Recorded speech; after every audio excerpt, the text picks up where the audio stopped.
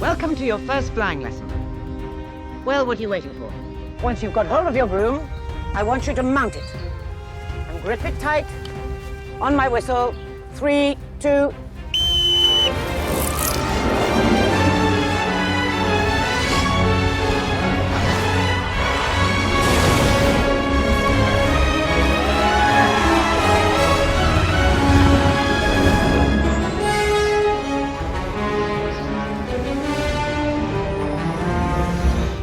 A lot of the flying sequences and dynamic movement sequences are shot using green screen and rig work.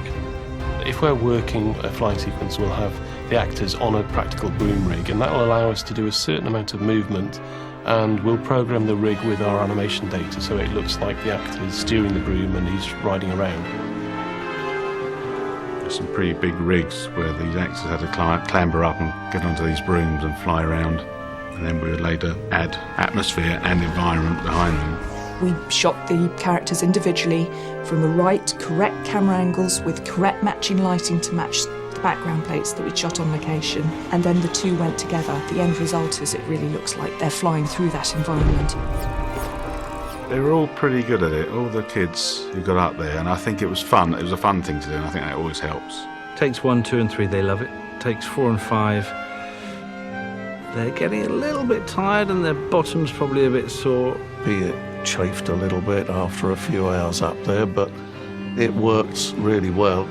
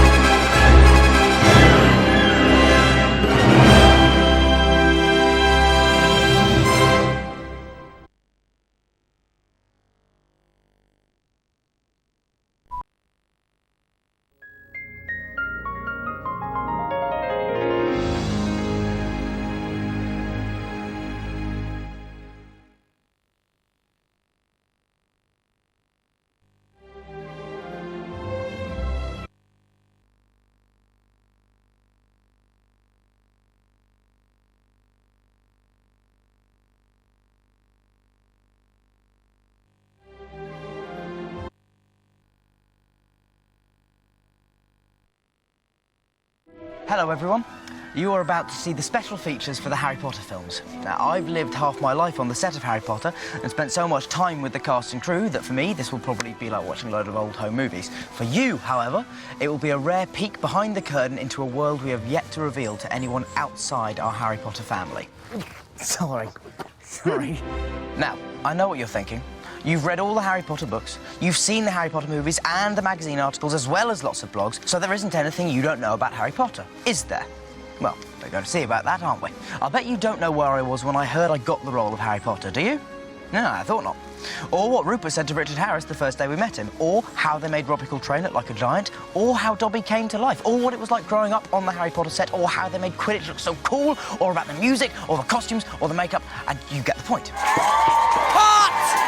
I'm guessing there's more to Harry Potter than even you know. For about 10 years now, these cameras have been following the Harry Potter family and myself around, documenting every little thing about these movies. That's likely. Each of the Ultimate Collector's DVDs will have features like this edition, so believe me, we've got quite a bit to show you that you haven't seen before. We'll take you deep into the creation of the first film, the casting process, the visual effects, and even show you screen tests. Each DVD will focus on a specific aspect of filmmaking, such as characters, creatures, visual effects, and explore the details of that theme across every film in the entire series. Wicked. The cast and crew are joining us for this journey, and our hope is that after you've explored all of the incredible things there are to discover on these DVDs, that you'll feel like you've been making the films along with us from the start. All right then, I think we're set. Wands ready, broomsticks ready, and away we go!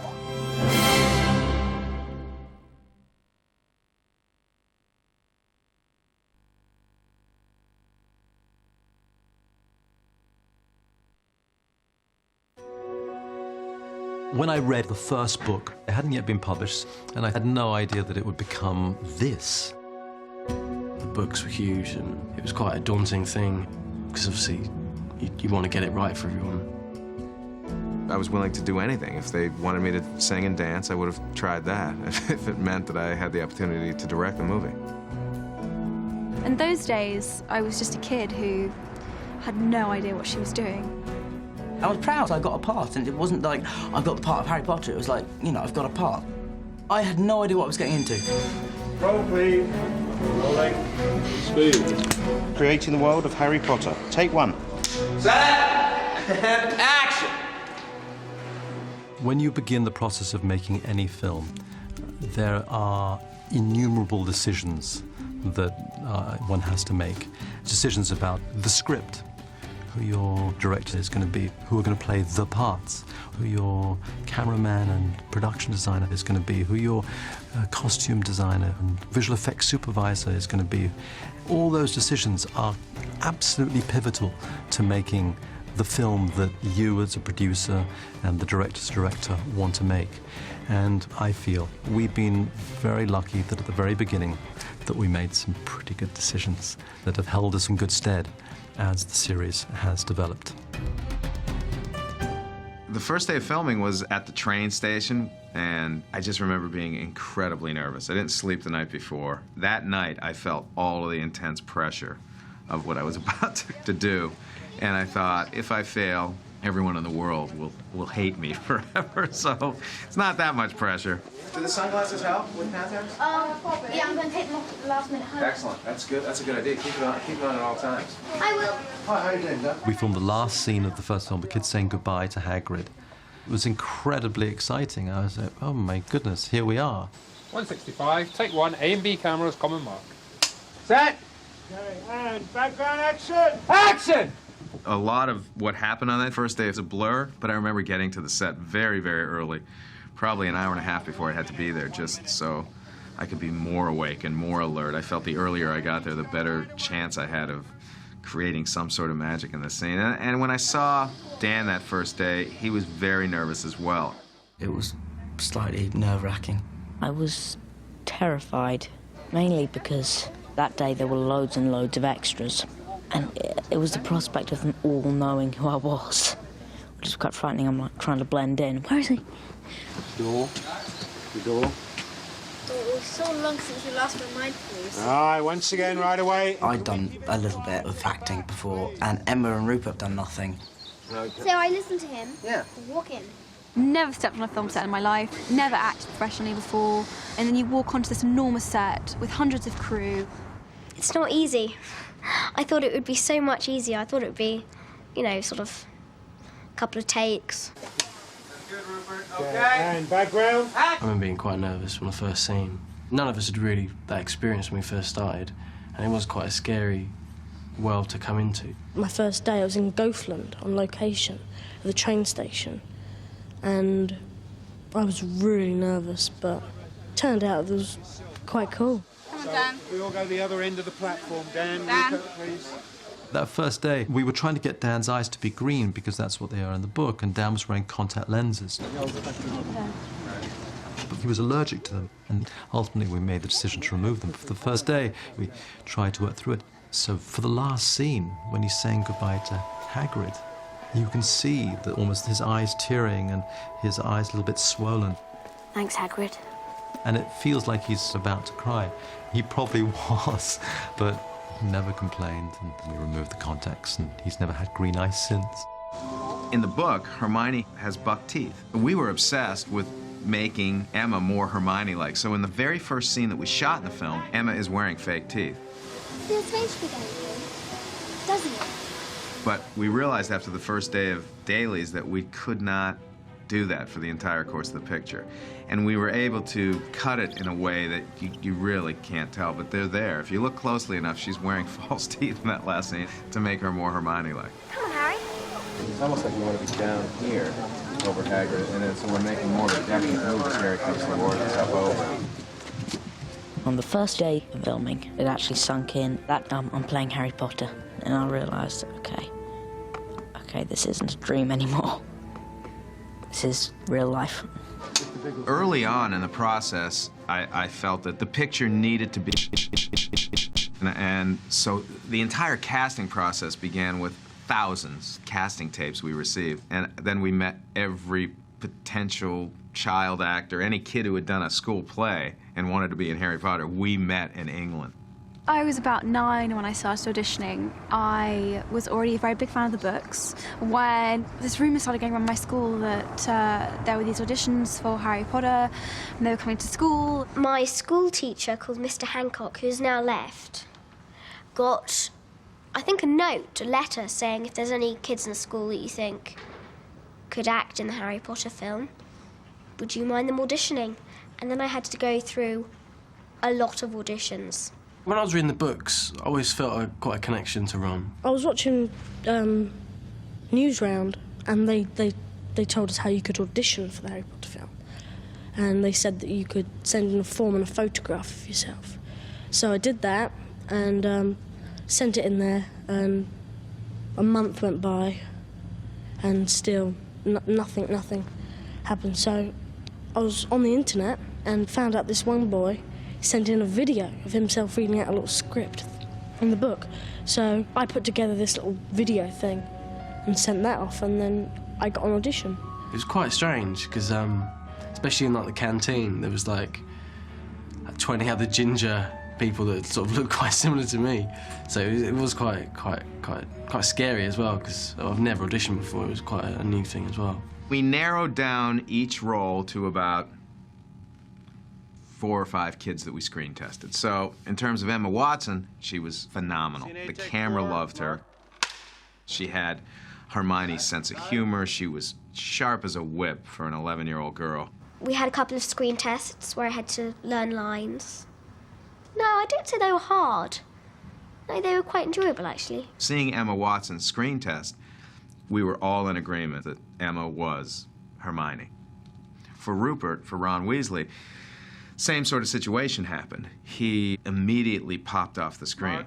Rupert is a very shy kid, but he had this devilish, mischievous quality, and he had a face that I've never seen before. I mean, he was just unique, and his face was a wealth of all these emotions. He had a wonderful sense of humor, but also a real sense of soul. He really felt like he was one of the Weasley children, and we all fell in love with him for Ron Weasley. So we'd sort of found our Ron and Hermione, but we were becoming increasingly nervous because we had a film called Harry Potter and the Philosopher's Stone, and we didn't have Harry Potter.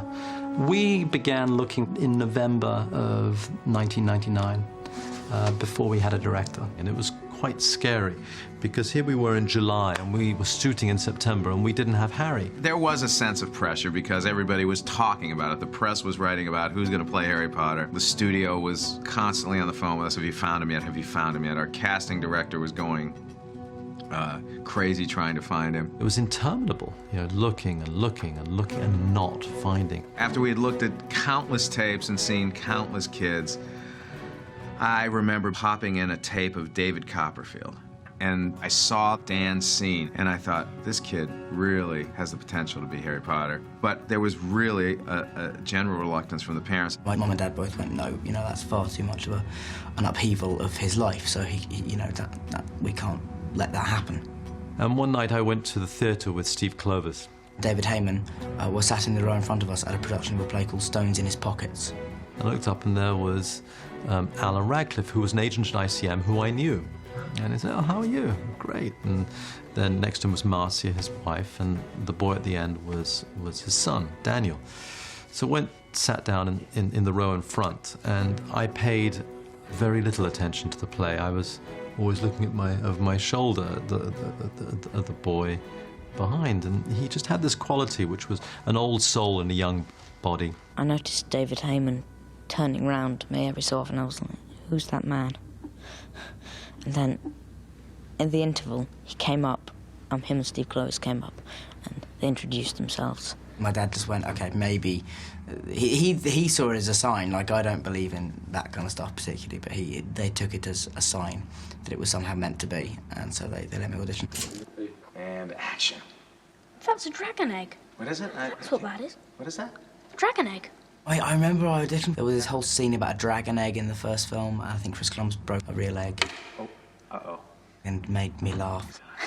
Dan's screen test was amazingly charming and soulful, and he was inexperienced as an actor, but there was one thing that Dan had that you couldn't teach anyone, which was this sort of haunted quality. If you heard your mum screaming like that, just about to be killed, you wouldn't forget in a hurry. I just saw it in his eyes in more serious moments, and that was the moment I think that we all felt when we saw that screen test to hire Dan as Harry Potter. Excellent. Dad comes in and says, I've just spoken to David Heyman and you've got the part. And I cried, and I was in the bath. Why did you cry? I cried with happiness. So we ended up with our 3, and I don't think we could have done better. The 3 of them together were just perfect. They really felt like the characters had jumped from the book. I checked this out first term for a bit of light reading. This is lying. Shut up. The first time I actually met Rupert and Emma, I think we'd done a screen test together, but I still didn't know who'd got the part. And then when it was announced we got the part was the first time we met properly. This is Dan and Rupert on the day that they got the job. We brought all 3 of them here, and they came into my office. The last time we came in, I thought it was going to be another audition, but they took us to the producer's, David Heyman's office. David Heyman tried to go into a great big paragraph, and then Chris Columbus just came out with it and said that we want to cast you as Ron and Hermione in the film. And I just stood there looking blank at them for about 5 minutes until it really sunk in. I was like, oh my God, I just stood there. Thought, no, this is all a dream, pinch me. It was just a complete shock because it was just so unexpected, but it was just such a cool day. Here's them being photographed on that first day. I remember very little about it. I remember that Terry O'Neill, I believe, was the photographer who took the first photos of us, and he continually referred to us as the ginger boy, the one with glasses, and the girl, because of course nobody knew our names then. I look back on those photographs now and I feel like that's a different person. I feel like I don't know that girl. It's really strange. So much has happened since that day. Josh! When you're working with children, you have them for 9.5 hours a day. It's 3 hours for education, an hour for lunch, 15-minute breaks every hour. So ultimately, you end up shooting scenes with children for around 4 hours a day. That's not very much. And it necessarily means that our schedule is longer. You know, the longest shoot I'd done was 11 weeks, and suddenly we were on for 11 months. Set and action! I'll never forget just walking onto that set in kind of the middle of nowhere in northern England and just thinking, I've never been so nervous in all my life because, I mean, like, you've got the big steam train, you know, all the lights. Hundreds of extras, hundreds of crew. So we kind of thought, oh, is this what every film's like, where you've got thousands of crew, or you know, like most films last about 6 weeks, not 9 months. This way, first years, come on now! Whoa! I thought the kids all had acting experience because they seemed completely unfazed by... I mean, walking onto a big film set is a scary thing if you're expected to do something when they shout, go now.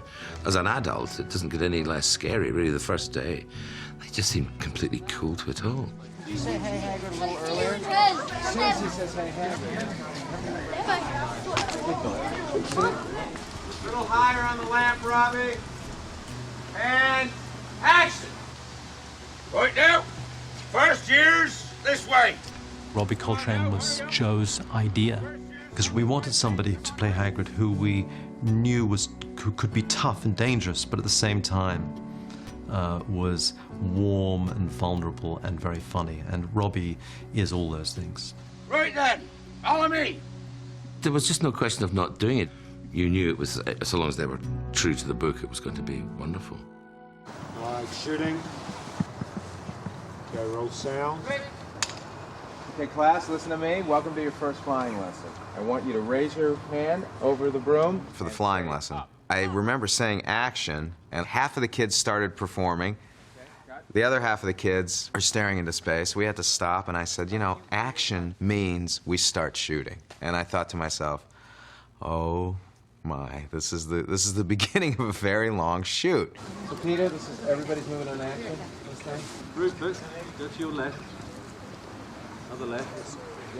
I don't think any of the kids will disagree with me when I say that they were extremely inexperienced in terms of being on a film set and doing film acting. We had to cast a lot of children for Harry Potter 1, and Chris and David were just as meticulous casting for students as the other roles. But actually, one of the great things was when we were auditioning, especially the children, you didn't have to explain any of the characters because they knew them better than I did. I was just such a fan of the story. I wanted to dress up like a wizard, and I wanted to go to Hogwarts, and I knew the best way to do that would be to get a part in the film. And it was nothing to do with my career at the time. It was just a little boy wanting to be in Harry Potter. When I first started, we shot a scene where Neville's broomstick takes off. And I'd read it in the script, but I don't know, I had no idea what to expect. You know, I'd never done anything like that in my life. Hold on, let's start at the beginning, still rolling. Switch your hands. Matt, right. Remember to look to your right, look down, be really scared and hover. To come and have stunt department put you in a harness and strap you to a broomstick, and then you're flying around on this roller coaster type thing. Got? And they call it work. It was brilliant. All right, shooting the plane. Please stay back. I remember the first time when we went on location. I think it was to Annick, and we were awful. That's really what I've got to think. I mean, we were messing around all the time. You should imagine having a massive group of 11-year-old kids just running about, trying to keep them controlled. And I just feel bad for all the people. They're trying to make a film, and we thought we were on a holiday camp. We were having a great time. Okay. All right, checking eight. My great lament is that we don't really do many locations anymore. There's a great deal more location in Harry Potter 1 and Harry Potter 2 than there is in 4, 5, 6 and 7. That's because in the beginning, the time we were given, we couldn't possibly build all this. The first person hired was Stuart Craig because this world had to be created. Honestly, your first reaction is fear. I thought, oh my God, how can I possibly do this, really? Starting with Stuart Craig was one of the best decisions that we made on those pictures, and Stuart's just a genius. He really has brought Hogwarts and Joe's universe to life. It is his creation. When we first began this whole series of films, Harry Potter 1, we met Joe Rowling and had loads of questions, masses of questions to ask.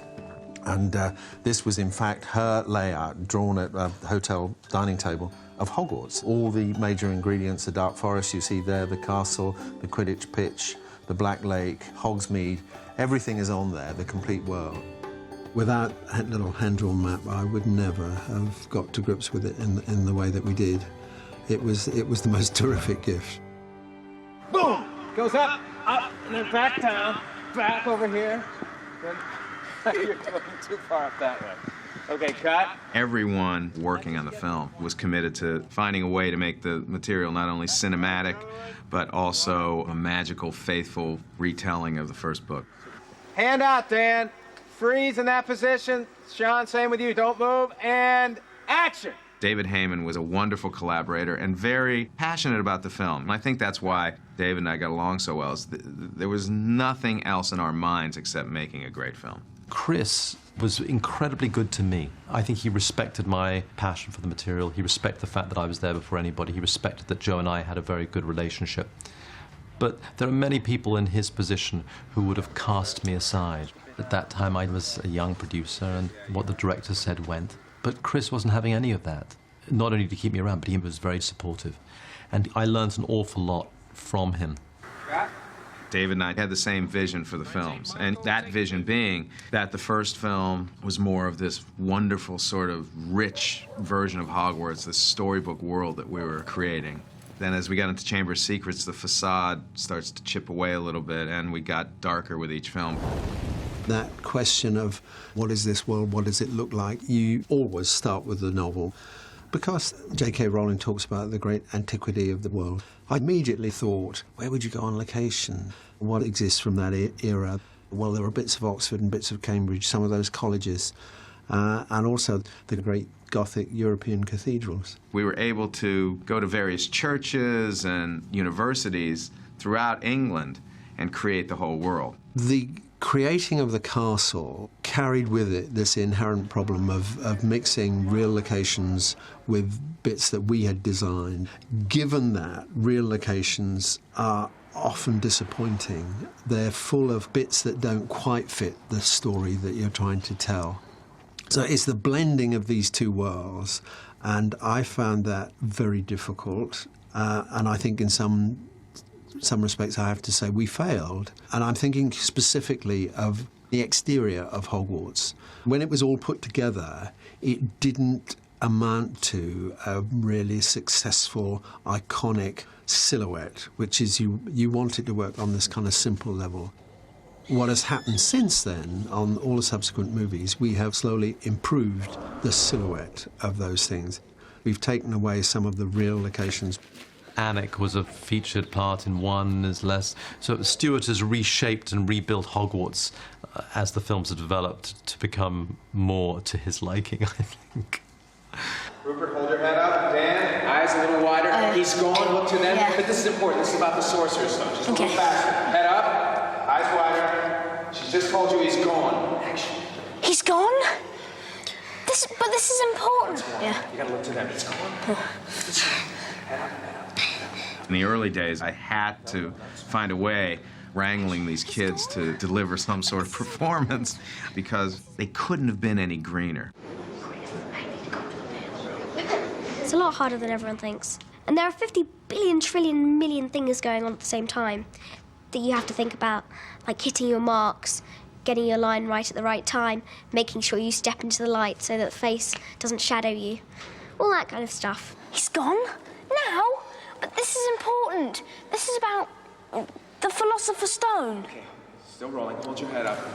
When you find out that he's gone, this is the worst thing that could possibly happen, because that means you're dead.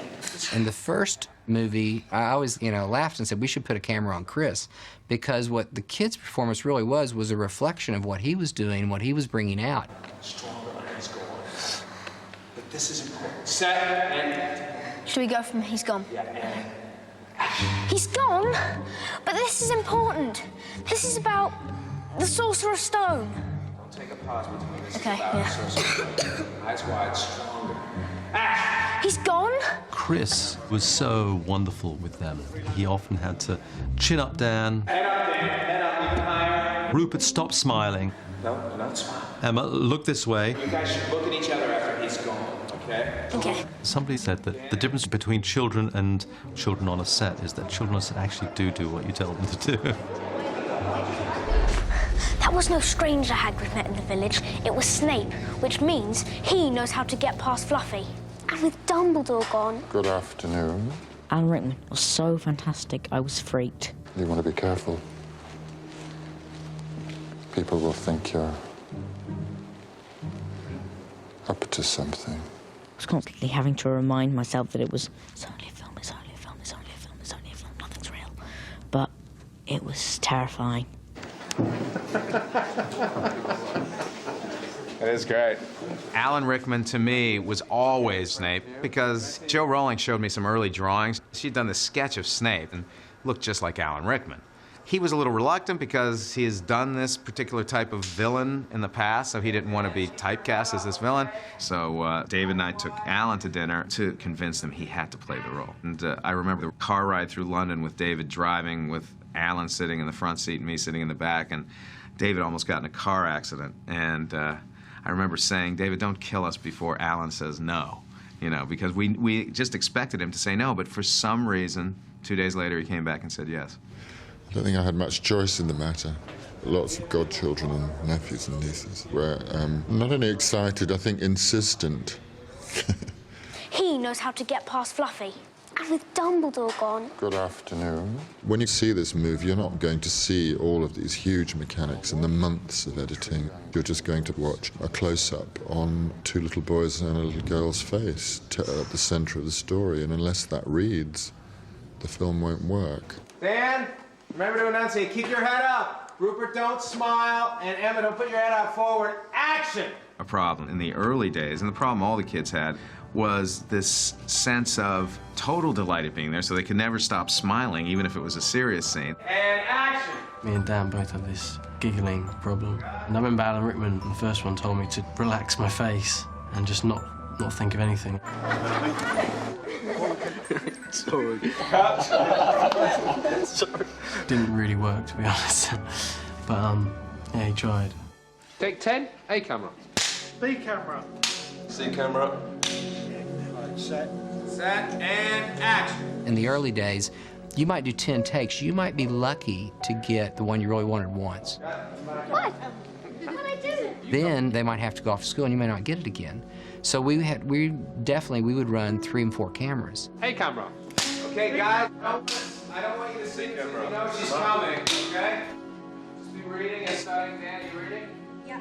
It was important for me to always have a camera on one of them in case one of them was coming down off of a chocolate rush, or they lost their energy, or they were getting tired, or they were looking into the camera. God knows, there were a million things going on. And guys, you're interested. Rupert, you shouldn't be laughing at the end when you find out that Dan's gonna potentially be killed by Snape. Dan, And the key was, for cinematographer John Seal, was shooting multiple cameras, because I never knew when the kids were going to deliver the performance that I needed. The Sorcerer's Stone. Okay, guys, you're laughing.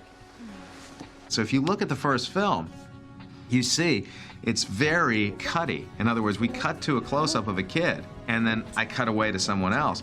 We were incapable of getting an entire scene in context. So John's philosophy of shooting 3 cameras basically helped me to obtain a performance here and a performance here, unlike any other way I would shoot a movie. It's almost documentary style, and John really knew how to do that. And I had always admired his work, and this was a really golden opportunity for me to work with him. And action! The overall look of the film that Chris and I talked about was retaining a magic of Hogwarts, and then, of course, the adventures within it.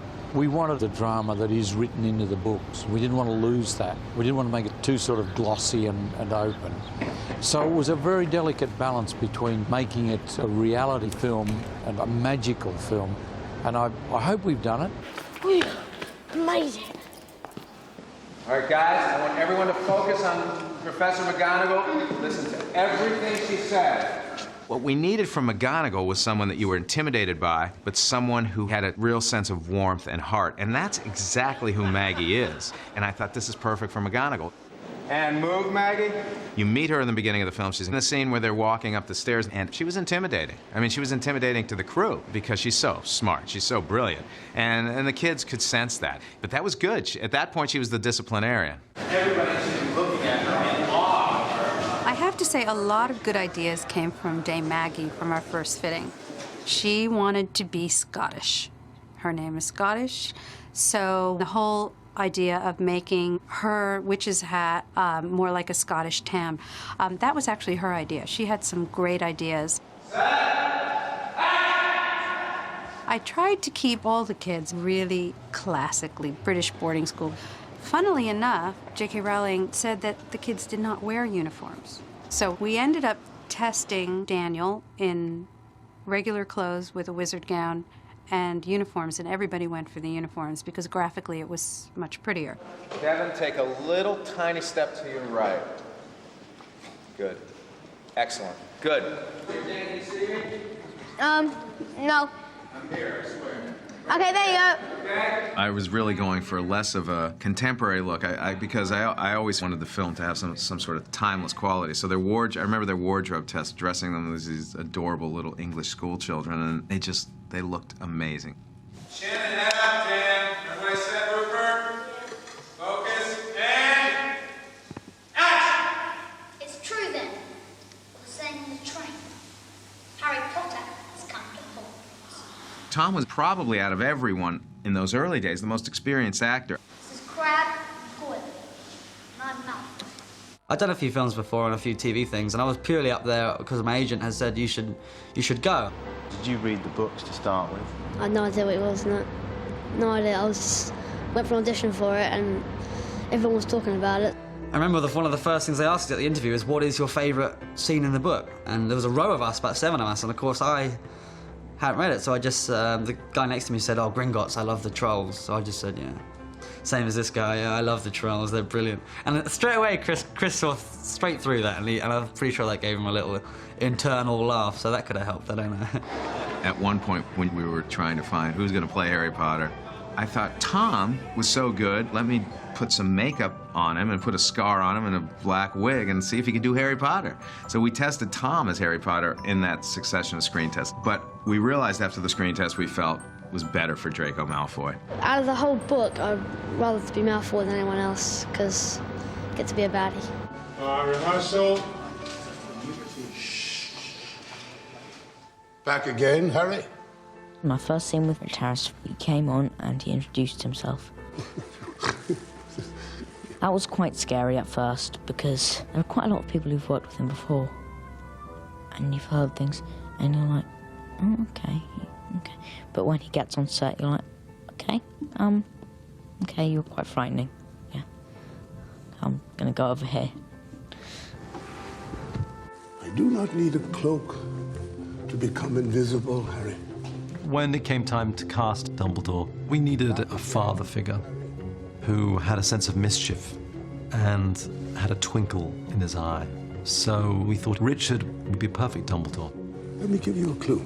And Richard, by the way, is my godfather. My father used to be his agent. He was his best friend. So Richard was a very significant part of my life growing up.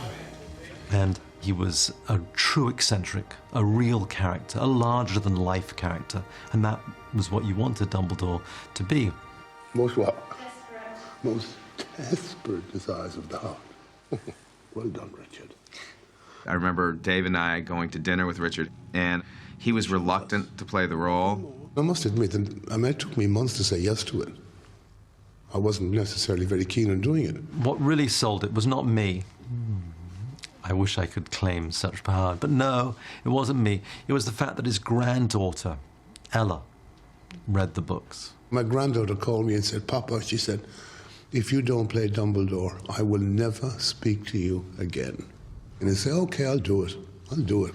She's wrapped up in it, you know, and I love the book. I love the script. It's beautifully written and beautiful dialogue in it. I see that you, like many before you, have discovered the delights of the Mirror of Erised. In hiring a writer, we wanted somebody who could capture the spirit of Joe's writing, and so I sent the book out to a few writers. But I had around, I can't remember, 7 first editions of Harry Potter and the Philosopher's Stone, which I sent out to many writers who passed on it. Each one of those books is worth like $25,000 now, so the screenwriters who didn't do the book ended up getting paid anyway. We hired Steve Clovis, who at the time I suppose was an unusual choice in as much as he had never written any family adventures, as it were. But he was a writer who I loved and who was brilliant at adaptation. Writing Harry Potter and the Philosopher's Stone is probably the most challenging thing I've ever done, because people are so familiar with the book and feel so connected to it that you don't want them to feel cheated in any way. Joe Rowling, Steve Clovis, David Heyman, and myself worked on that script together a lot. We sat and went through the script page by page by page. And slowly the film that Chris ultimately made began to take shape. Jo Rowling's probably been my greatest asset, because from the beginning she was extremely supportive and understanding of what I was dealing with. And you know, over the course of about 1.5 years, we've emailed each other back and forth. She's made herself available, been extremely generous with her time and answering my questions. You know, she's driven me crazy at times, because since this is a series of books, you know, a familiar refrain became, you know, I can't tell you that because that's going to happen in book 7. But she would tell me when I was on the right path. I think when we were making the first film, she showed us in manuscript form the 4th book. And she just, you know, I know she gave it to Steve, and Steve then took it on the plane, and he realized, oh my goodness, here I am carrying this. I think he was really nervous. Here's Steve on the first, at the Mondrian Hotel, looking much younger than he does now. And that's Chris on the phone back there. And that was the first, God, Steve does look younger. I'm going to show him this later on today. We're still working on the script for Harry 7 Part 2. Clear the line with me, those guys in the top row, okay? And Mr. Harry Potter has his key.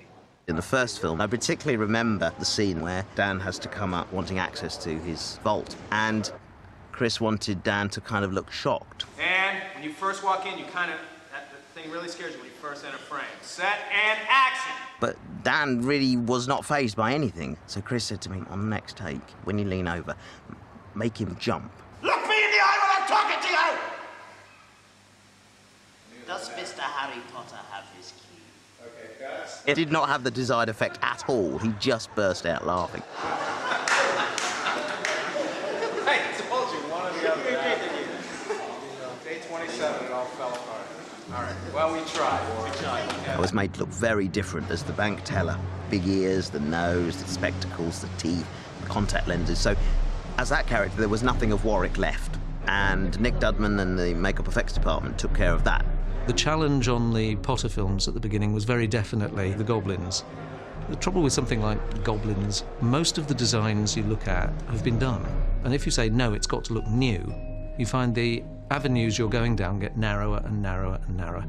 So in the end, we decided the most important thing was character.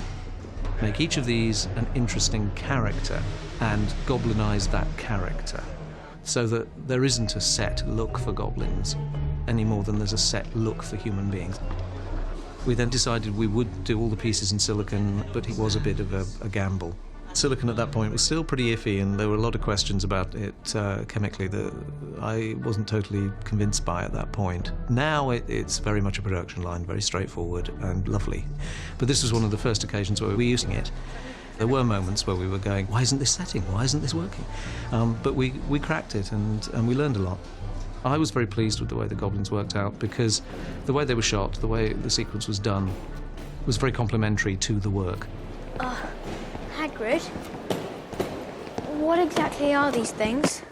Okay, so he says his line, you throw them in the cupboard, lock the door, and then you go down to the bars. There's no such thing as magic through the bars, then you close them. Chris Columbus was very interested in the idea of the misery of Harry's situation.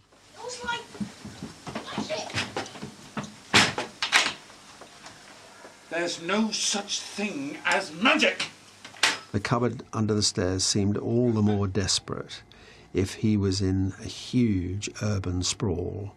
And the best and most graphic way to illustrate that huge urban sprawl was identical modern houses.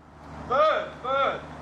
Privet Drive had to feel like this mean, awful place. And so we intentionally looked for the place that felt like it would kill any creativity or originality that anyone would ever have who lived there. We shot for a while on that real location, and that really was difficult shooting with owls flying around, and it rapidly proved to be a fairly disastrous way to achieve that scene. We didn't finish on the location. We came here to the studio. We rebuilt those houses here, exactly reproduced them. I think now there are 5 houses on either side of the street, but it's extended in a matte painting limitlessly, to the horizon. And that really was Chris's request, that it be that big and that sprawling. And that set that we built then has been standing for all 7 movies. Privet Drive was fun to do. I remember we did spend some time looking for the ugliest sofas, the worst tiles for the kitchen, and lots of nasty pictures on the walls, and lots of certificates of Dudley's achievements, like swimming a quarter of a width in the swimming pool things. I remember they asked when I got the part if I could give my baby photos in. And I came in, I was seeing my whole history in front of me, like my first bike, and there was all these baby pictures everywhere of me in this tacky house. You will drag him in by the ear, and as you're being dragged in, you're saying your line. Do you know your line? You're not even listening. You're thinking about whoopee cushions again. The oddest thing early on was trying to perform with the owls, because the owls are not actors. There were some shots where I had to look at an owl had to look at me. And the owls kept looking at the cameras because the camera was coming around, and so the owl thought the camera was very, very interesting. It was much more interested in the camera than looking at me. So in the end, we hung dead mice from my apron. So the owls absolutely looked at me. It should never be on any cameras. It was a very, very interesting start, actually. You realised how surreal the very action of playing it was.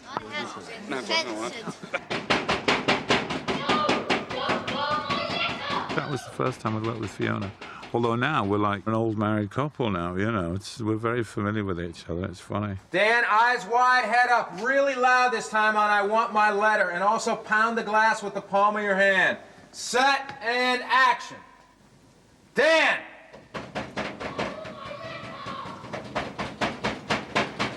Say, don't burn my letter! Oh, his eyes are wide. Go ahead. Hey, Chris. Just tell them to remind the kids I need a huge reaction this time from the ceiling. I need to see it on their faces.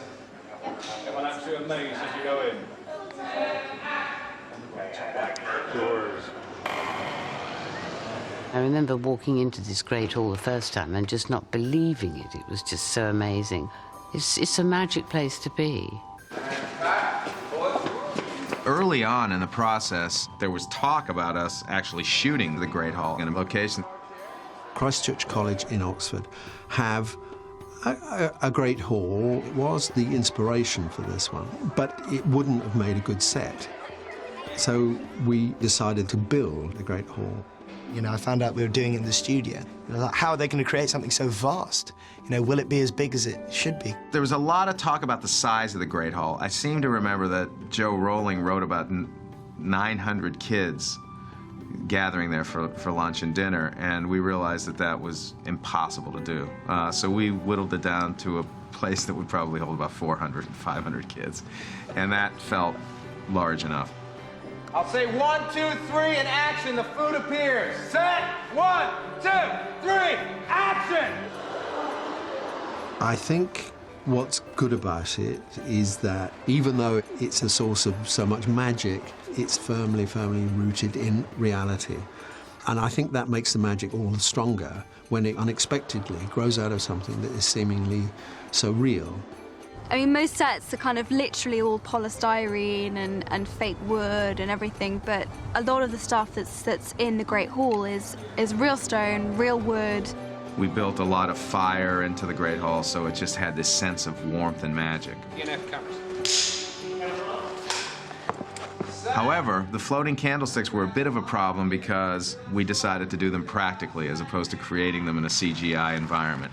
So we placed hundreds of floating candles above tables with tiny strings, and all of those candles had to be lit before each take, and all of them were on a sort of a pulley system where they moved up and down so they felt like they were floating. It's not real, the ceiling. It's just bewitched to look like the night sky. I read about it in Hogwarts, a history. When we did the shot where we craned down through all of these floating candles, you couldn't see the strings. Everyone in the screening room applauded that day. It was just stunning. Stunning work from John Seale. It was incredible. It was amazing. Like, no acting required. Come on, guys. This one will be the last take. No matter what happens. Focus. Big reaction. It's almost lunchtime for you guys, yeah. Quiet, please. Be ready. Thank you.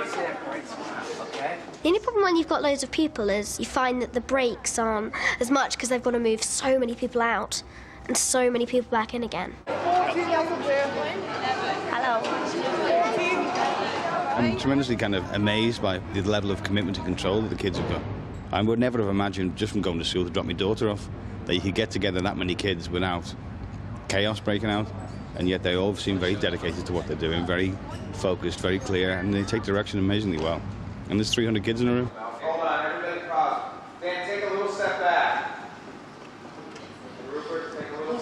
You guys okay focus-wise? Chris was in the Great Hall with about 350 children, and if one came up and talked to him, he would automatically just sit down as though he'd known them all his life.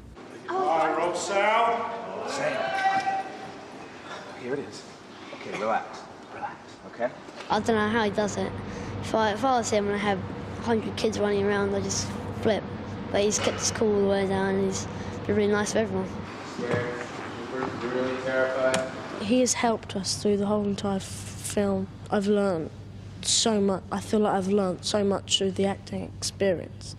Got it? Chris had this tremendous enthusiasm, which is what was very much needed on those first two films, because, you know, if we come on to the first two films and the director had been horrible, I don't think any of us ever would have acted again. And cut.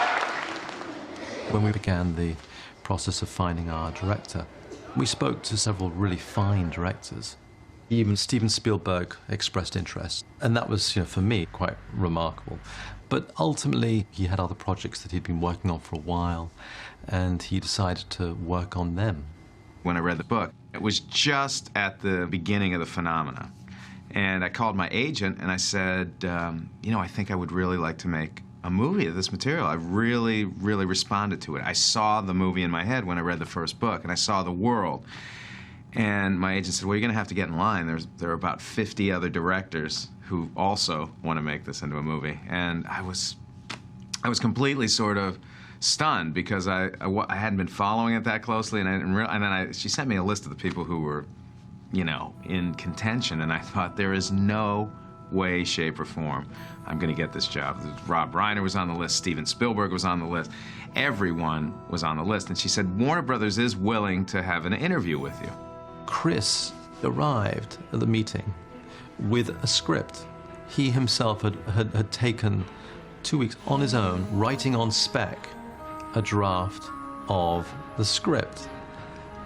And he'd really thought through how he wanted to approach it.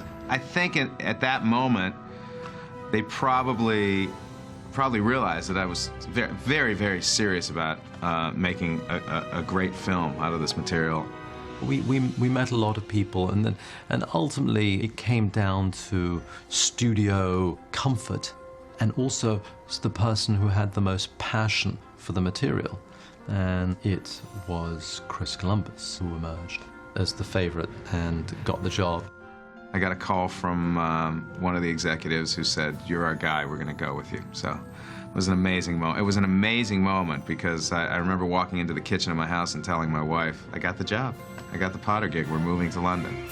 This is Chris with Dan and his head covered, and with Chris's young daughter. The amazing thing about Chris, one of the amazing things about Chris, during the pre-production period, his family lives in San Francisco, and he would fly every Friday to San Francisco and come back for Monday morning, because he felt it was important for him to spend the weekend with his kids.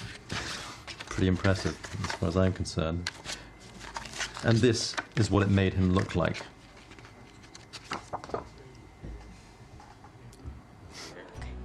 That's the door. Go, guys, all together. All together. Come back. My favourite set is the chess set, which is amazing. This is so cool to walk on, man. Yeah.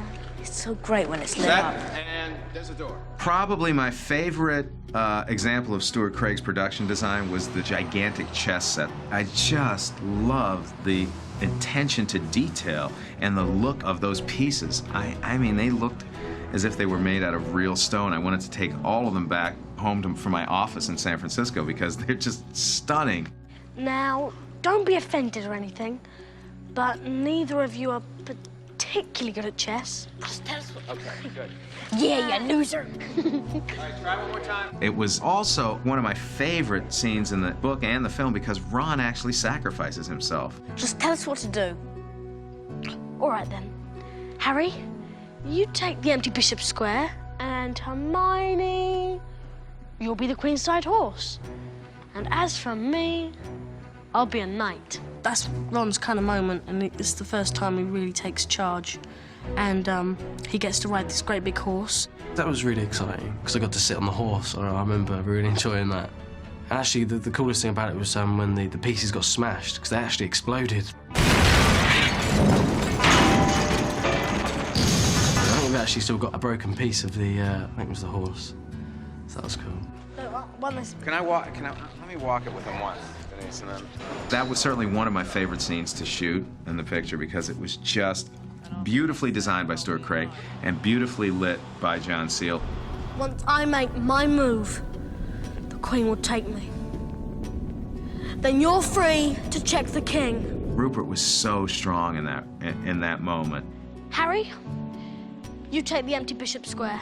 We shot that as we were getting closer to the end of the picture, and at that time the kids were really starting to come into their own as actors, and the kids delivered just wonderful performances there. Just tell us what to do then.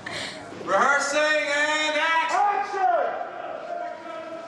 I still need a wand. A wand? Well, you want Ollivanders. There ain't no place better.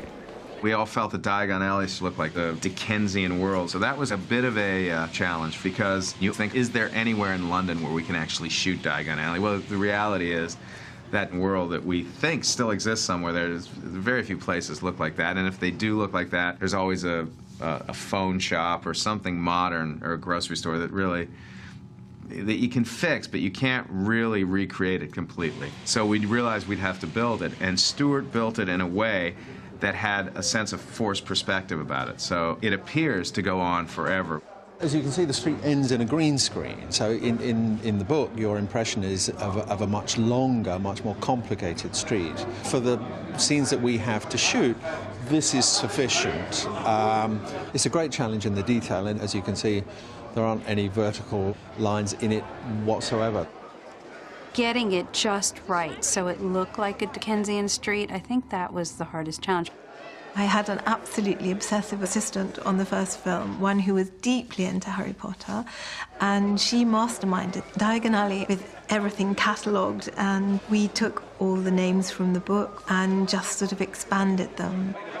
Oh, Jenny, do you want to do the upstairs bit as well? One of the things you don't really see in the movie, each shop had a shopkeeper that looked like they matched their shops. So there was a wizard apothecary, there was a wizard candy maker, and when you saw these characters all dressed up on the first day of Diagon Alley with Stuart's set and all the props and the set dressing, everybody had big smiles on their faces that day. John, good view here. Yep, right there's excellent. It was a very, very magical place to shoot. You're scared of taking that wand. I want to see some real fear. Set and action! I think Ollivander's Wand Shop has a nice feeling about it, has a nice character. I think it's dense and detailed, and I think John Hurt's appearance on that moving ladder was a good, simple idea. Hello? He comes, just sort of arrives on a trolley up with the bookshelves and to top of the screen, and it was a sensational shot. You couldn't, no actor could ask for a much better entrance. I wondered when I'd be seeing you, Mr. Potter. J.K. Rowling came down to Diagon Alley when we were filming that to have a look at all the sets, and she's really nice. When she came to visit Diagon Alley, I was told that she literally had a sort of tear in her eye because she couldn't believe how it was what she had in her imagination. He's so clever! If I use the beginning of one shot and the end of another... Set and action! If you took 1 million people and J.K. Rowling was one of them, then she'd probably be the only one out of those people to think up Quidditch. And when I read it, I'm like, oh, that is so cool. I wish I thought of that. I use the beginning of take 1 and the end of take 4. It's okay. Quidditch was a challenge because I was being introduced to a new sport. So I really wanted to fundamentally understand how Quidditch works.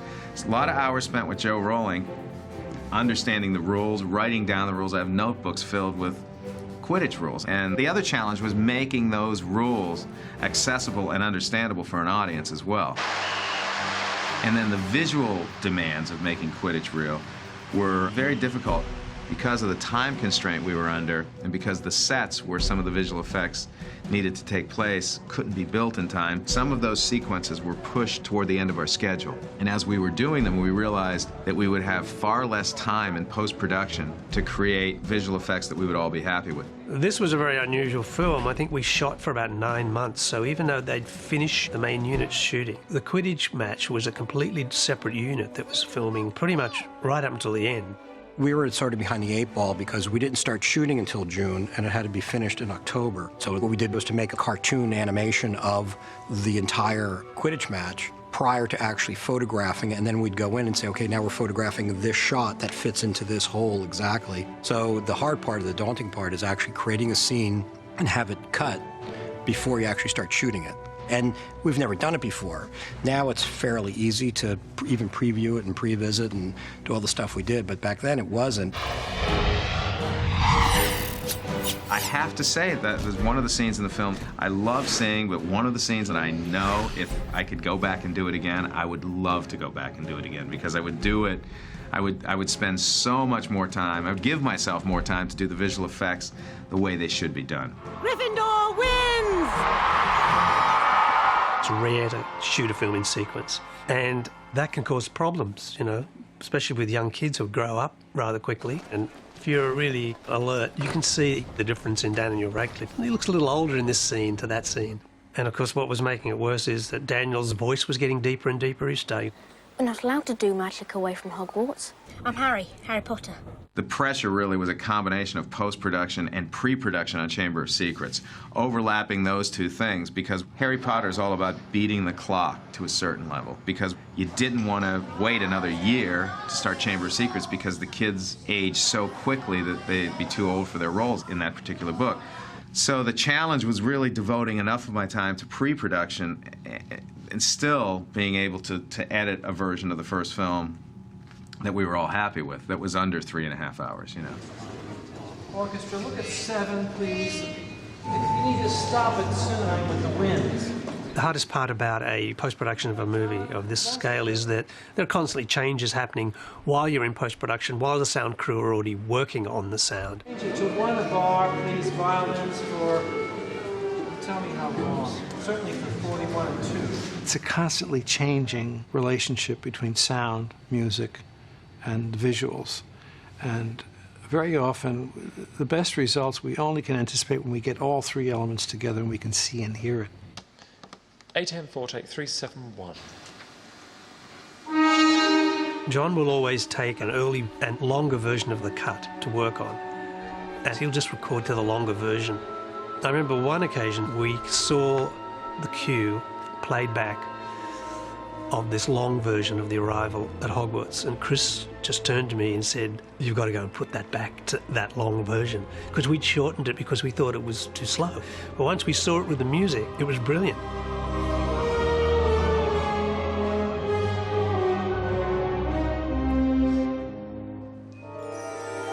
What's beautiful about what John does is he creates these moments, it might be 6 or 7 notes, that you remember forever.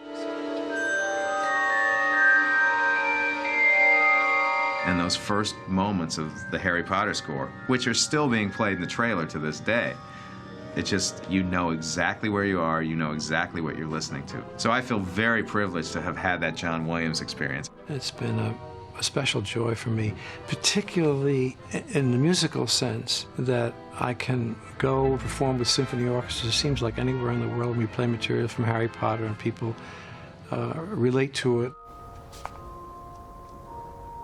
Good luck, Harry Potter. I was of the mindset that under the time constraints, I had delivered the best picture I could at the time, and I was anxiously awaiting. I wasn't worried about the box office as much because I knew, it being Harry Potter, people were going to show up. The question was, were people going to like it? And that pressure was significant because I knew if I failed, if my vision for the film failed, if the look of the picture failed, if the casting failed, all of those things that I was responsible for, if I was wrong about any of them, the franchise was dead. So what are you most looking forward to about the film coming out? The premiere. The glamorous part. The first premiere was pretty crazy. It was the first time I ever had to really dress up for anything like that or be kind of glamorous, so I was kind of really, really crazy feather boa. It was really strange, but I loved it. It was fun and it was the beginning of everything.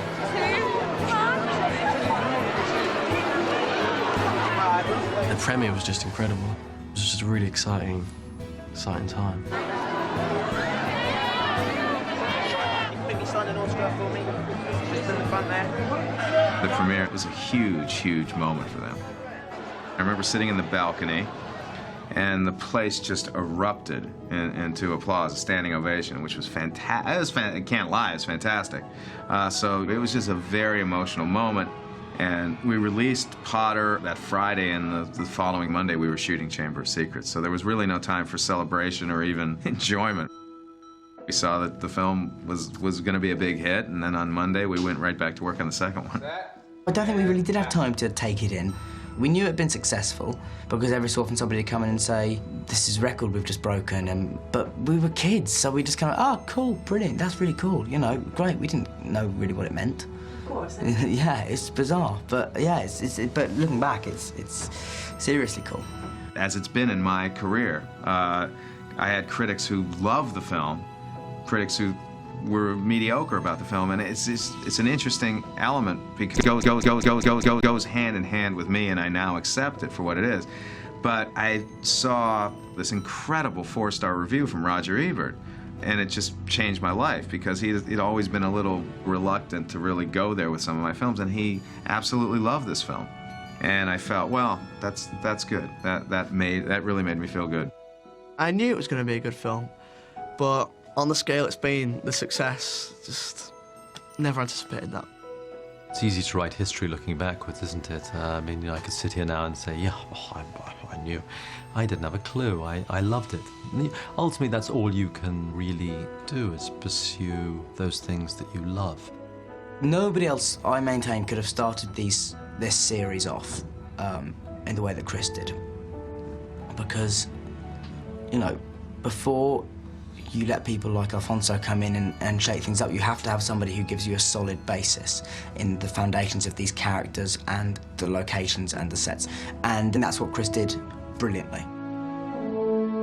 I feel like a proud father when I see how wonderful these kids are in terms of being people and how great they are as actors. There are times when I wish I was there. It would just be wonderful to be able to have another Potter moment, because that was an intensely magical experience. On every film, there's always going to be aspects where I go, I wish. That being said, there are an awful lot of things in that first film where I go, wow, Chris and Stuart created this whole world, and Chris cast these kids and these adults, and he helped set us off on our way. And we wouldn't be sitting here, I don't think, if it wasn't for Chris.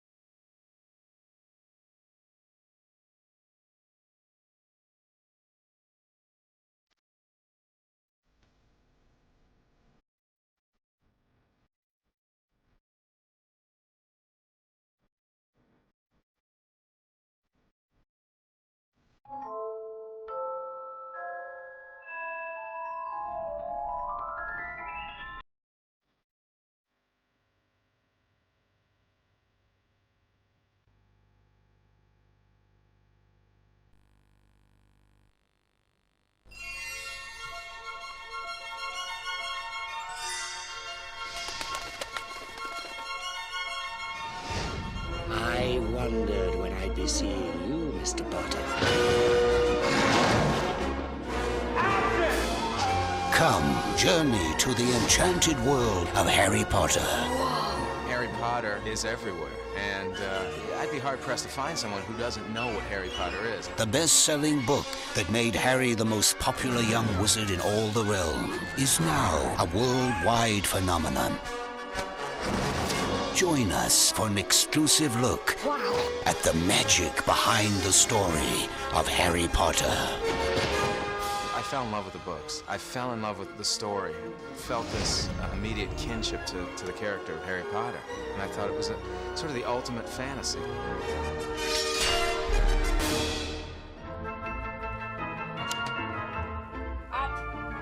Get up!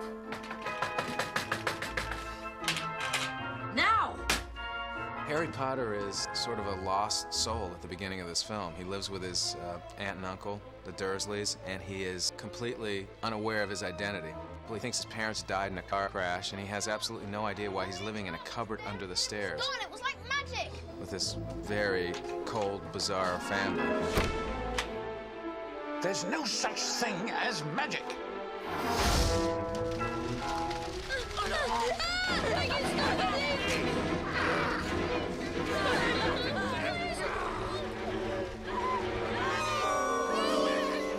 Dear Mr. Potter, you have been accepted to Hogwarts School of Witchcraft and Wizardry.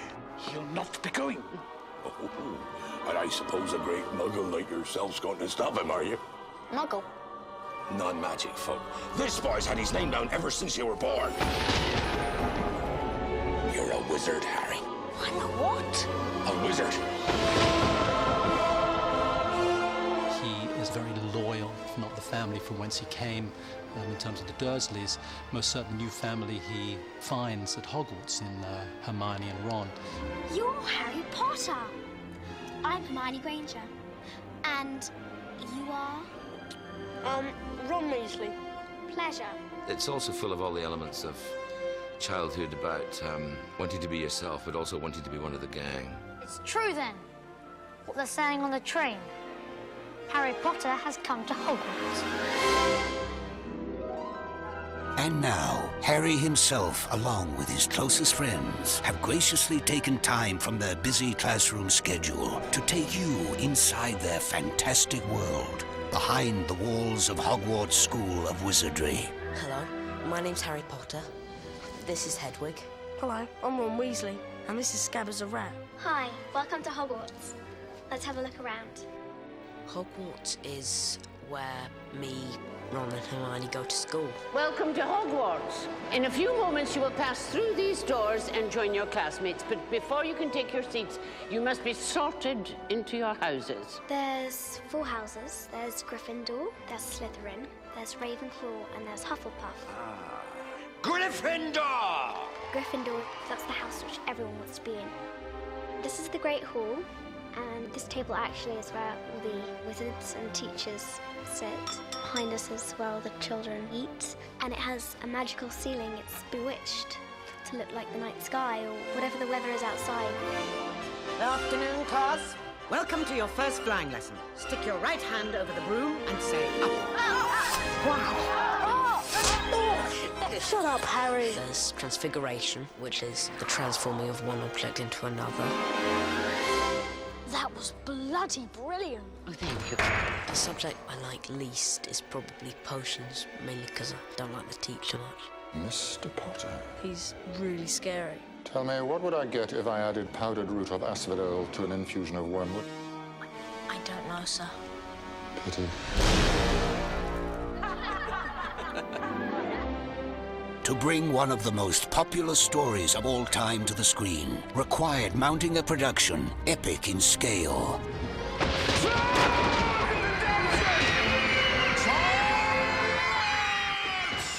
Everyone will please not panic. Only the most renowned filmmakers and accomplished actors were called upon to fulfill the expectations of the Harry Potter faithful throughout the world. We've got a veritable who's who of British actors. We have Richard Harris, who plays the headmaster Dumbledore. It does not do to dwell on dreams, Harry. We have Maggie Smith, who's playing Professor McGonagall. Harry Potter, follow me. She's very strict, but she's quite nice. We have Alan Rickman playing Professor Snape. Decide where your loyalties lie. We have John Hurt playing Ollivander. We can expect great things from you. Harry, happy birthday! Hagrid is our friend. He's a great big giant. I'd got the voice wrong for Hagrid, though. I thought Hagrid was probably sounded a bit like Bob Hoskins.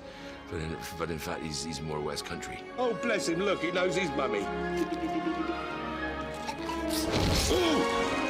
I'd done 2 Bond films, which I thought was pretty cool. You know, I got to shoot somebody in a James Bond film, which my son was just it does, you know. But then Hagrid, that was the part, because the kids all love Hagrid. 1, 2, 3! Doing this film was all about the integrity of the project. I was really interested in being as faithful as possible because I felt that you're dealing with it's difficult to use the word classic when you're dealing with a contemporary novel, but nevertheless, it is a classic. So I didn't want to come in and change it. Quite simply, Chris had a great passion for the book. He does have a slightly dark side. He has a great sense of humor. And above all else, he had a passion and an understanding of the material. More than anything about Chris is his patience. He's younger than the kids, when everybody else is downhearted. Okay, guys, let's go for it, guys. You know, it really kind of, he has an enthusiasm and a belief. I don't want a lot of disappointed people when this movie opens. I want people to say, well, my favorite scenes were in there, and not only were they in the movie, they were exactly as I imagined them. The Dark Forest is strictly forbidden to everyone who does not wish to suffer a most painful death. This is my wand, and it's special because a phoenix gave 2 feathers to be put in the core of each wand. You just tap it and it... Petrificus totalis. You're a little scary sometimes. This is wizard's chess. It's just like normal chess, but except they move and they talk, which makes it really fun. That's totally barbaric. Well, they're not talking now because you're a muggle and they only like to talk to wizards. Hedwig is like a courier. He takes letters that have been posted to me and brings them to me through the Great Hall. Mail's here. Let's open it.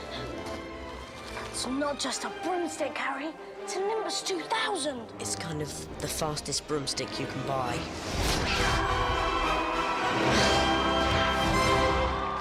Thank you, Harry.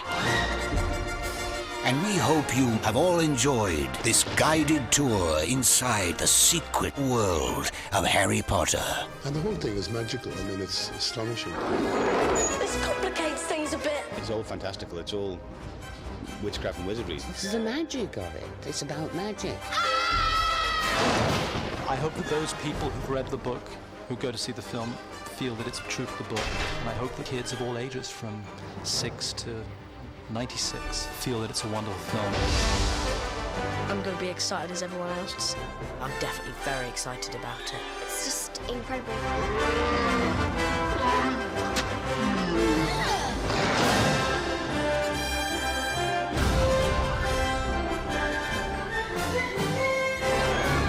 You'll be a great wizard, Harry.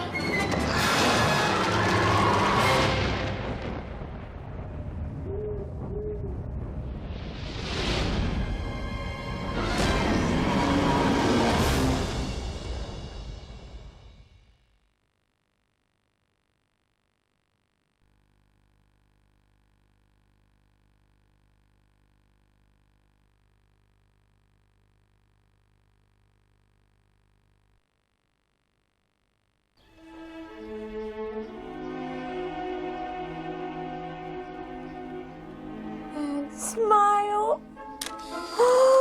Vernon, just look at him. I can't believe it. In just a week, he'll be off to Smeltings. Caveat Smeltonia, proudest moment of my life. Well, I have to wear that too. What? You go to Smeltings?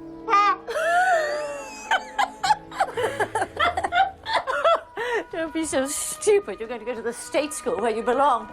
Now, this is what you're going to be wearing when I've finished dyeing it. But that's Dudley's old uniform. It'll fit me like bits of old elephant skin. It'll fit you well enough. Go and get the post. Go!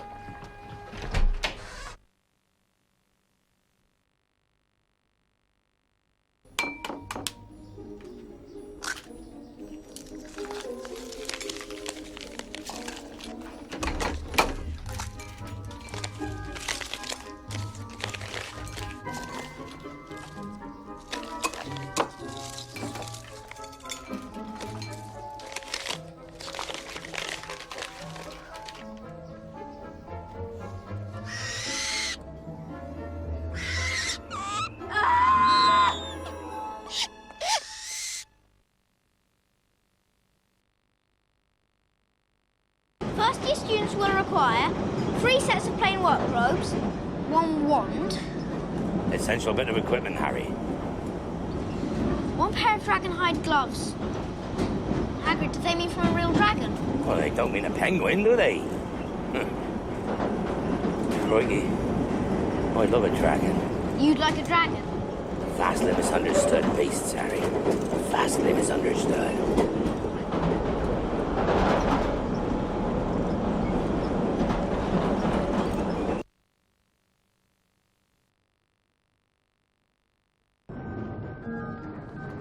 Good of you to get us out of trouble like that. Mind you, we did save her life. Mind you, she might not have needed saving if you hadn't insulted her. What a friend's fool.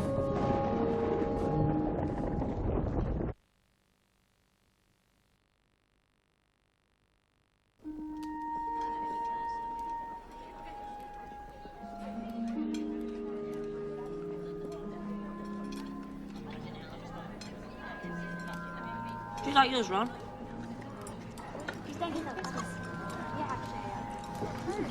Ron? I'll be right back.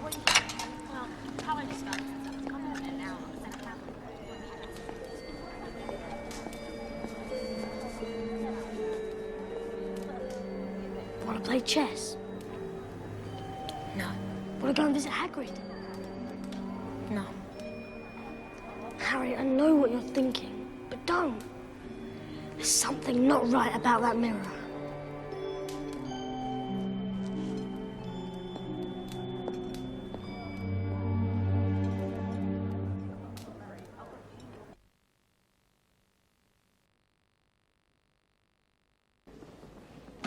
Hi, Hedwig. Look at you, playing with your cards. Pathetic. We've got final exams coming up soon. I'm ready. Ask me any question. All right. What are the 3 most crucial ingredients in a forgetfulness potion? I forgot. And what, may I ask, do you plan to do if this comes up in the final exam? Copy off you? No, you won't. Besides, according to Professor McGonagall, we're to be given special quills, bewitched with an anti-cheating spell. That's insulting. It's as if they don't trust us. Dumbledore again.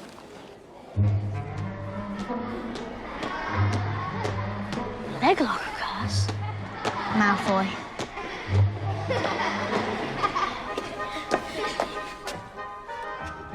You have got to start standing up to people, Neville. How? I can barely stand at all. I'll do the counter curse. No, that's all I need. You just set my bloody kneecaps on fire. I don't appreciate the insinuation, Longbottom. Besides, if anyone cares to notice, my eyebrows have completely grown back.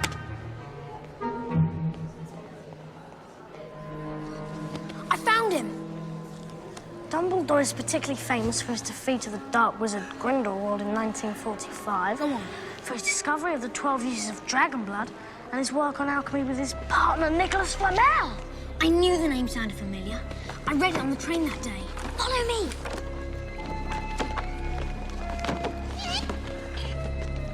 Hey, wait. Where are you going? What about the counter curse?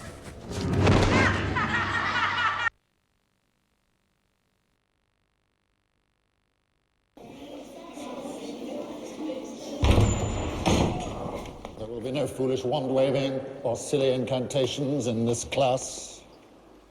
As such, I don't expect many of you to appreciate the subtle science and exact art that is potion-making. However, for those select few who possess the predisposition, I can teach you how to bewitch the mind and ensnare the senses. I can tell you how to bottle fame, brew glory, and even put a stopper in death.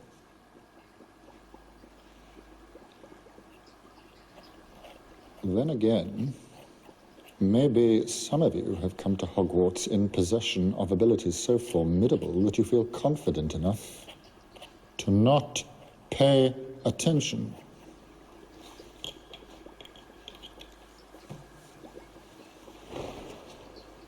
Mr. Potter, Our new celebrity.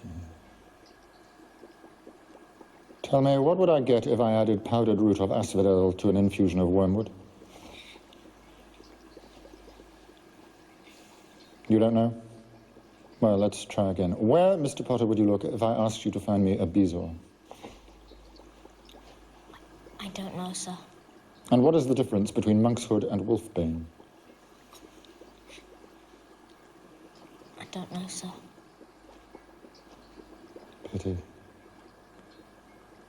Clearly, fame isn't everything, is it, Mr. Potter? Clearly, Hermione knows. Seems a pity not to ask her. Silence.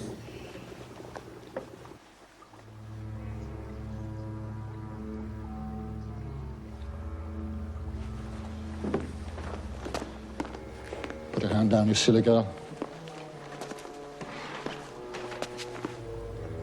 For your information, Potter, asphodel and wormwood make a sleeping potion so powerful it is known as the draught of the living dead. A bezoar is a stone taken from the stomach of a goat, and it will save you from most poisons. As for monkshood and wolfbane, they are the same plant, which also goes by the name of aconite. Well, why aren't you all copying this down?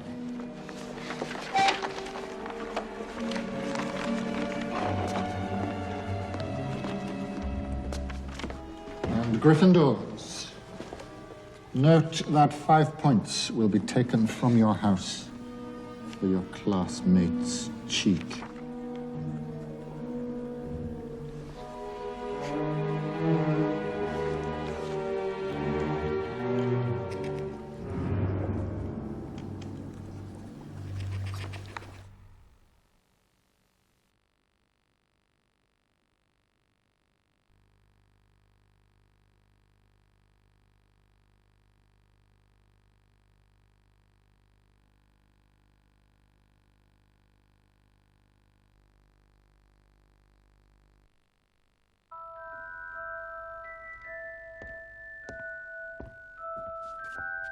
There's no such thing as magic.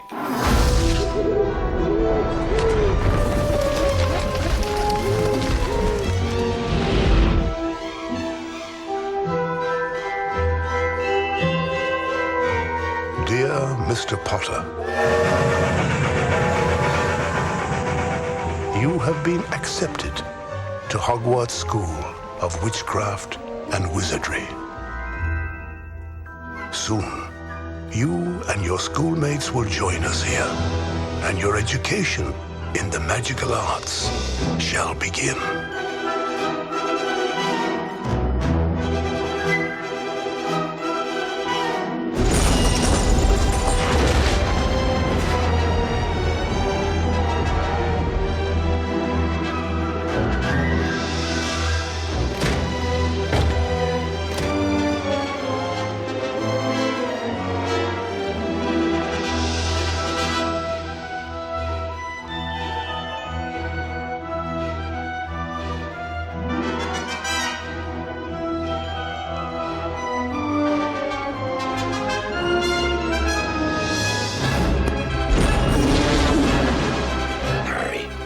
The boy who lived.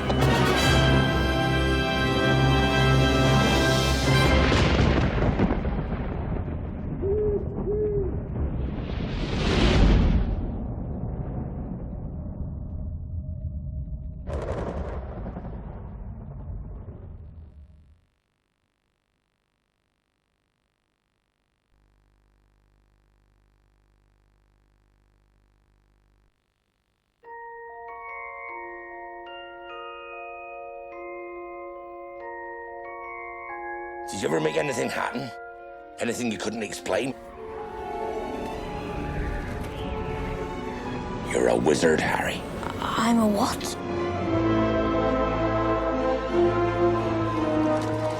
Dear Mr. Potter, we are pleased to inform you that you have been accepted at Hogwarts School of Witchcraft and Wizardry. In a few moments, you will pass through these doors and join your classmates. Keep an eye on the staircases. They like to change.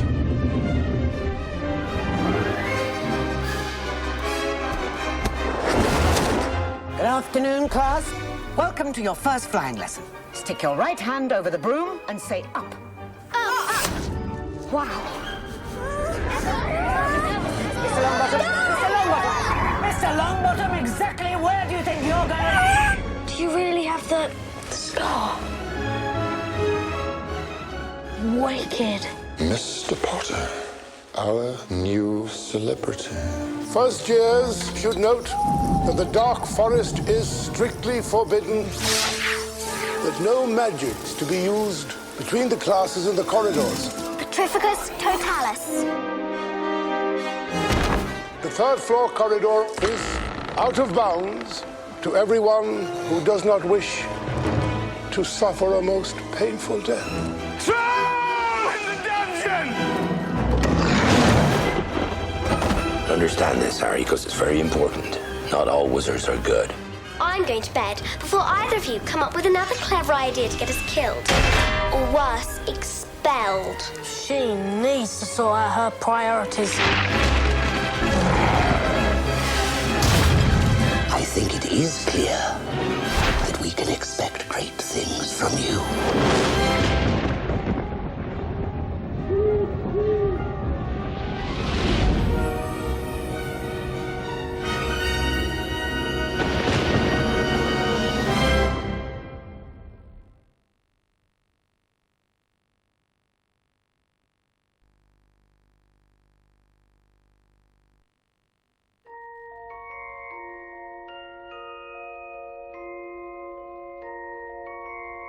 Did you ever make anything happen?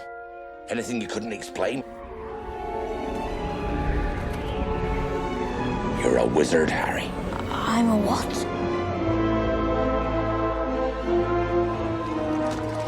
Dear Mr. Potter, we are pleased to inform you that you have been accepted at Hogwarts School of Witchcraft and Wizardry. In a few moments, you will pass through these doors and join your classmates.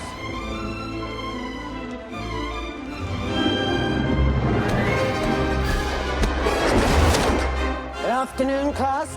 Welcome to your first flying lesson. Stick your right hand over the broom and say up. Wow. Mr. Longbottom, exactly where do you think you're going? Knight to E5. That's wizard's chess. Mr. Potter, our new celebrity. First years should note that the Dark Forest is strictly forbidden, with no magic's to be used between the classes and the corridors.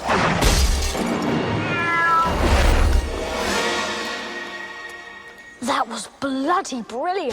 The third floor corridor is out of bounds to everyone who does not wish to suffer a most painful death.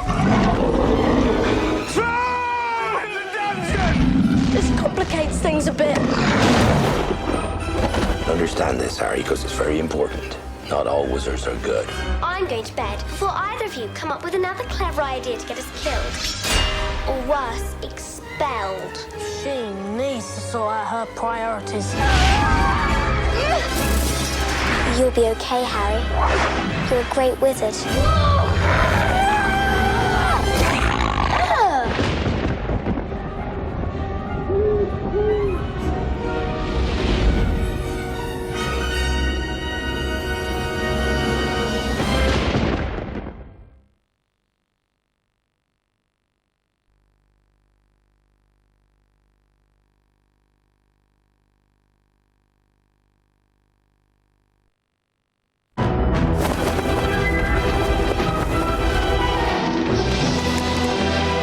Dear Mr. Potter, you have been accepted to Hogwarts School of Witchcraft and Wizardry.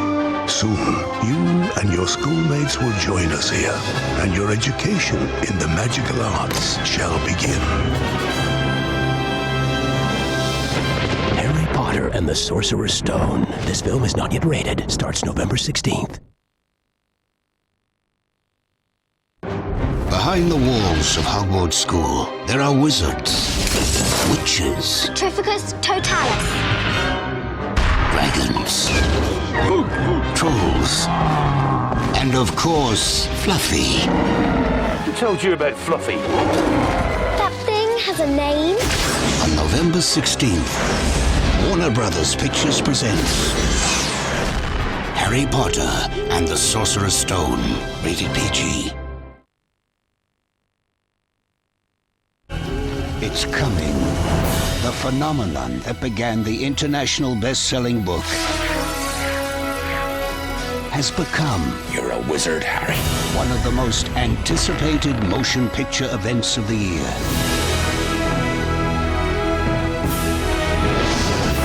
I think we can expect great things from you. Harry Potter and the Sorcerer's Stone, rated PG, starts November 16th. Behind the walls of Hogwarts School, there are wizards, witches, dragons, trolls, and of course, Fluffy. Who told you about Fluffy? On November 16th, Queen to E5. That's wizard's chess. Warner Brothers Pictures presents Harry Potter and the Sorcerer's Stone, rated PG. The magic begins November 16th.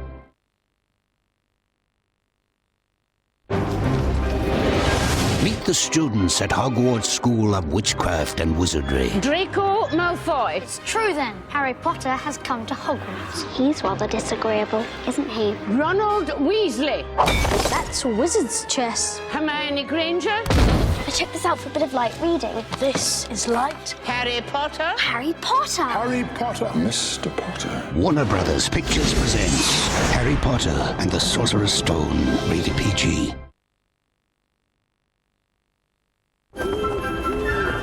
This is Hogwarts, a school just like yours. Welcome to your first flying lesson. Where brooms fly, homework explodes, I think we're going to need another feather over here, Professor. and teachers transform their students into wizards. That was bloody brilliant. Harry Potter and the Sorcerer's Stone, He's rather disagreeable, isn't he? rated PG. The magic begins November 16th. I can teach you how to bottle fame, brew glory, and even put a stopper in death.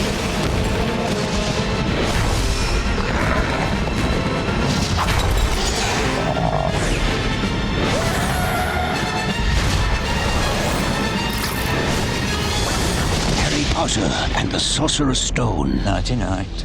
Rated PG. Starts November 16th. Pay attention. Lesson number 1. Never be late to class. Lesson number 2. Keep all chocolate frogs indoors. Watch it. Lesson number 3. And most importantly of all, Avoid mountain trolls, goblins with attitude, and a 3-headed dog named Fluffy. Any questions? Harry Potter and the Sorcerer's Stone, rated PG.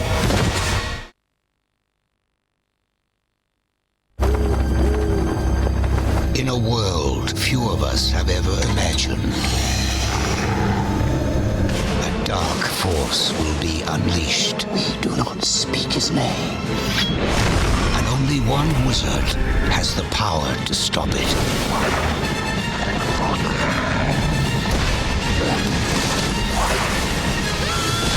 Harry Potter and the Sorcerer's Stone, rated PG, starts November 16th. Harry Potter is a complete triumph, says Richard Roper. It's the Wizard of Oz of its time.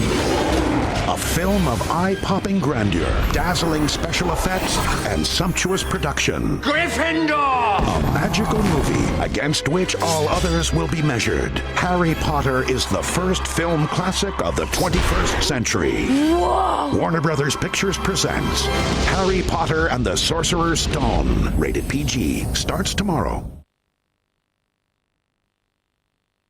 What's a fun thing to do this Christmas with your friends? Go see Harry Potter again. With Ghost, Goblins, Hagrid, Ron and Hermione. And all the Harry Potter wizardry. magic wands in broomsticks, chocolate crocs in Quidditch, and a three-headed dog. Who told you about Fluffy? So many wondrous things that it's hard to comprehend. So go see Harry Potter again. Have a Harry Christmas. Rated PG.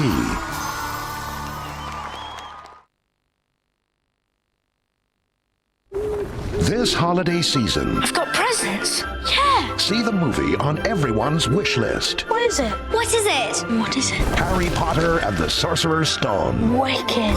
Welcome to Diagon Alley. 2 thumbs way up. It's the Wizard of Oz of its time.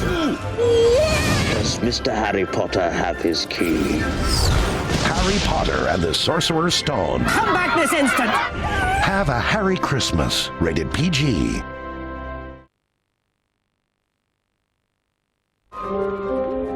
First came the words. You're a wizard, Harry. Then came the images. Now, from across America and around the world, audiences have discovered the magic of Harry Potter. See what Richard Roper calls the Wizard of Oz of its time. Whoa! Harry Potter and the Sorcerer's Stone. Rated PG. Have a Harry Christmas. First came the words. You're a wizard, Harry. Then came the images. See what Richard Roper calls the Wizard of Oz of its time. Harry Potter and the Sorcerer's Stone. Rated PG. Now playing. Harry Potter is a complete triumph, says Richard Roper. It's the Wizard of Oz of its time. A film of eye-popping grandeur, dazzling special effects, and sumptuous production. Thank you for that assessment. Harry Potter is the first film classic of the 21st century. Mr. Potter, our new celebrity. Whoa! Warner Brothers Pictures presents Harry Potter and the Sorcerer's Stone. Rated PG. Now playing.